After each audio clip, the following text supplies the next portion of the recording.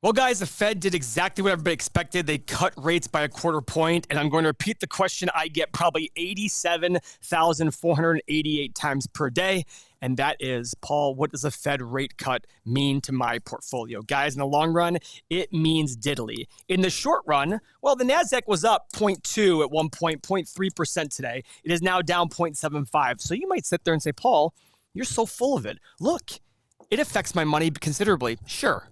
But in the long run, what matters is valuation. What matters is what price you're paying. But it is fun to watch the Fed raise and lower rates. Mo, they did this with like a 96% chance 2 days ago. When Tim first sent the article, I thought the article said the Fed raised rates a 0.25%, and I about had a heart attack. I was so happy. Very interesting move. That would be a very interesting move. And I'll get to you shortly as to why I like higher rates. But Mo, why does everybody like lower rates? What's the reason? You can borrow money easier? I don't know. I mean, you can go buy a house, I guess. Yeah, I don't know. It makes buying cheap. It makes it cheaper, right? And they think it means higher stock prices. Correct. Which it has been in the last few years, of course. The recency bias proves that that's true. But if you look at history, when the Fed starts cutting rates, it's usually because the economy's in trouble. Now, Mo, I said something earlier today on a live stream. Did we have the first soft landing of all time? Maybe so. There's nothing to say that we didn't. Right? 100%. Unemployment went from 3.5 to 4.2%. Give me a break. I mean, 4.2% still an incredible. Still really low. Still really low. So the question everybody's wondering is, how many rate cuts do we expect next year? So let's see what the CME group says, because guys, the Trump daddy is back in office, and he loves cutting rates now that he's in office. And Jerome Powell's up in April of 2026. So you better believe he's not going to do anything to hurt his reputation and his legacy. So let's go. Well, okay, this is interesting. So this is December of 2025. Okay. Basically, so we have 29.3% saying that we're going to be at 3.75 to 4.0. Okay. The highest percentage is about 36%, 4 to 4.25. So that's only a quarter point cut from here. Yeah. And guys, we don't know what's going to happen because it could be crazy. Last year at this time, everybody thought we were going to have 7 or 8 rate cuts this year. Yeah. And we did not. Nope. We did not have that. In fact, we had 3 rate cuts, quarter point, half point, quarter point. Rates are 1% lower. How does that affect your money today? Well, if you have cash sitting around, you're going to get less money on that cash, right? Yeah. So you and I, Mo, we have a lot of cash sitting around. We're getting less money on our cash. Yeah. It was fun there for a while. It was fun getting 5.4% on my 90-day treasuries. Great. It was phenomenal. It was awesome. Now, it's funny. We've been talking recently, Mo and I, about should I pay off my mortgage? I bring this up to my brother and Mo all the time because it's this balancing act that I do. And I know I'm fortunate and I appreciate that. I'm not trying to make it sound like, oh, my God, what a problem Paul has. He's paying off a mortgage. But my rate's very low. I'm at 4.25%. Yeah. And the question becomes, now it's at the point where it's like, well, maybe it makes sense to, because I don't get the full deduction because it's over the minimum, over the max. So maybe it makes sense for me to pay off my mortgage going, well, just save the cash. I have the cash sitting around. It's not going to affect my net worth significantly over the next 30, 40 years. It's not going to affect my lifestyle. So why don't I do it? Yeah. And that's something, these are the things, the considerations that some people might have. Now, the benefit to people, this quarter rate cut, if you're one of those people who bought a house. When it was 7-8%. 8%. I mean, if you get to 6% and you have a $400,000 mortgage, you're going to save almost $700 a month. You better refinance that bitch. Yeah. Right? Yes. But I mean, and remember back then, there were a lot of people saying you get a free refinance. That was that the big pitch back then? Yeah. Oh, we know you're getting 8% right now for a house, but you get a free refinance. Yeah, it's a pretty good incentive. Get you a free refinance. So these are all things that people consider, but I want to remind everybody, guys, this is the S&P ETF. Does not include dividends, but this is the max of the ETF going back to 1993. Guys, what has happened in that time? You know what rates have been? I think they were like 9% or 10%, whatever they were here, 8 or 9. I mean, all along the gamut, it's 0% here, 0% here for a short time. It's like, guys, but what happens here? Stocks go up. Going higher. Why? Things get better. Exactly. Things get better. GDP goes up. Per capita income goes up. Revenue goes up. Profit goes up. These big drops right here, this is 50% right here. This is 45% right here. No, that's actually more than that. From peak to bottom here was another 65%. It was like 1550 to like 666 from in terms of intraday. Yep. This was a 40% drop in 1 month. That was crazy. You know, this was something like 20-some% drop. Yep. Every past bear market, every past crash looks like an opportunity. Every future one looks like a risk. They're all opportunities, guys.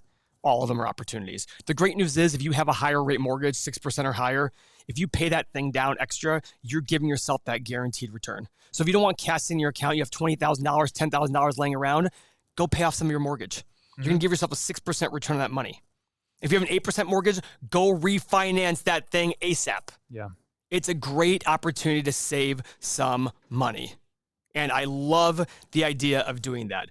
Rates in the short run will affect your money, but only because people are going to have emotional reactions to it. Listen, rates in March of 22 were 0%. They flew up to 5.5%. Where did stocks go? Boop. Yep. Actually, it was like right here, and it's still up. Conventional wisdom says that everybody said, well, rates are so low, stocks have to be high because if I get 0% here, I get a 2% dividend, might as well buy stocks. These are the things that happen. And this is the way I want you to view the world because this is along the lines. We're trying to teach this principle-driven investing idea of saying every investment's the present value of all future cash flows. We're investors, not speculators. We don't care what the market price is. That doesn't help us determine whether we're right or wrong. What we're right or wrong on is did we pay a reasonable price? And by the way, if you don't follow us in the main channel, follow us. We're coming out with the video soon. I bought a new stock today. Oh, what'd you get? I'm not going to tell you. Watch the video. Watch the video. That was a dumb question. I will tell you after the video's Yes, okay, off. okay. But I did start a position in a stock today and sold some puts at a lower price. Oh, there you go. Yeah. So, guys, I own 26. There's value out there.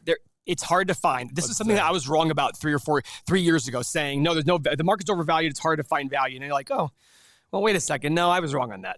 Yeah, there's value out there. There's value out there.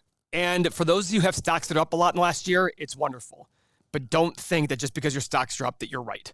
We're here to teach a process. Exactly. The process in the long run will be correct if you buy on a principle-driven, value-driven process. That's what we're here to teach. And guys, we saw this. Like the market didn't like the cut for some reason, or was it selling on the news? The whole idea of buying the rumor, selling the news, because the market was up. I mean, and everybody expected it. The funny part is everybody expected it. Did Powell say anything? Not that I saw that was earth-shattering. Let me dig a little bit deeper here. So basically, they've said that we're just going to continue to follow the data. It's been a consistent message. We're going to follow the data. We're going to see what happens, and we're going to cut or raise or stay the same from there. You know what's interesting to me, Mo? They've got to be perplexed. Like we just raised rates from 0% to 5.25%, and the economy just got better and better. I mean, this is perplexing. Yeah, it really is. It's not what they now. It goes to show, though, that if they hadn't done that, how much higher would inflation have been? How much we might have had more GDP because everything would have been just kept going. And people say like, oh, more GDP is good. Well, it is. But if it's driven by inflation, not exactly the greatest thing. You want real GDP growth. Real means after you take out inflation. So if you have 10% inflation and GDP grows 11%, your real GDP growth is 1%. If you have 2% inflation and real GDP and nominal GDP growth is 5%, you're making 3% in real GDP. So you'd rather have 5% against 2% inflation than 11% against 10% inflation. So here's something interesting. I'm looking at the dot plot.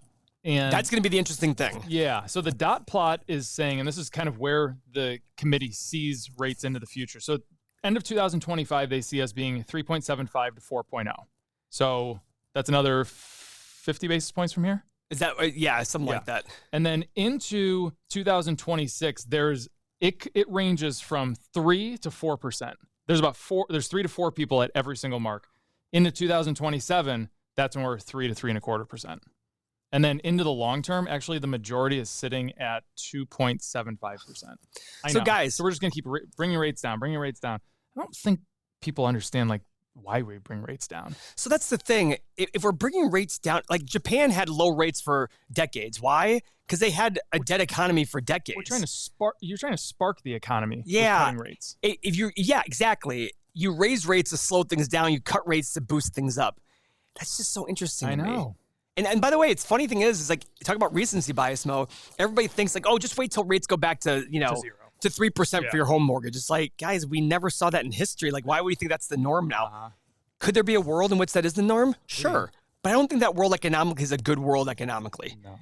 It's like delaying the inevitable. And only that, they're always trying to spark growth. Mm-hmm. That's what Japan had. Guys, Japan's economy, let me pull this up actually. I want to show you guys. Yeah, this is interesting. Japan GDP per capita by year. And you might say it's Japan, but like Japan has a good economy, a lot of tech going on there. I mean, it's not the United States, but this was their heyday. Right. So look at this, Mo. This is actually probably real GDP. This is probably factored into let's see here. So guys, this is Japan's GDP per capita. Back in 1995, it was at 44,210. Now this is adjusted for inflation. That means the average person in Japan is making about 8 or 9% less today in real dollars than they did back then. Is that the area you want to be in? So let's go look at Japan's interest rates. Historical Japan interest rates. Let's look at this.